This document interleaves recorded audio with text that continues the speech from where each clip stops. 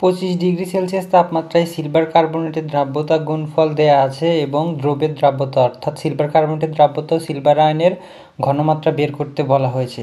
তো ফার্স্টে আমরা সিলভার কার্বনেটের দ্রাব্যতা মোল পার লিটার ধরে নিব এবং অর্থাৎ কি সিলভার কার্বনেট 1 লিটার দ্রবণে মোল সিলভার কার্বনেট আছে এবং 1 লিটার দ্রবণে মোল সিলভার কার্বনেট বিয়োজিত হয়ে 2 মোল সিলভার আয়ন ও মোল কার্বনেট আয়ন উৎপন্ন করে। অর্থাৎ কি দ্রবণে সিলভার আয়নের ঘনমাত্রা কত হবে 2s ডিভাইডেড 1 লিটার সমান কত হবে সিলভার আয়নের ঘনমাত্রা 2s হবে। অনেকেই ভুল করে কি এখানে শুধু s দেয়, না, 1 লিটার দ্রবণে 2s মোল সিলভার আয়ন আছে যার কারণে সিলভার আয়নের ঘনমাত্রা হবে 2s এবং কার্বনেট আয়নের ঘনমাত্রা হবে s।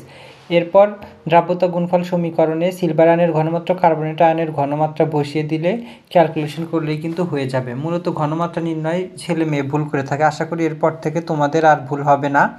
বিস্তারিত আমার চ্যানেলে ভিডিও দেওয়া আছে, চ্যানেল ভিজিট করে তোমরা সেখান থেকে দেখে নিতে পারো।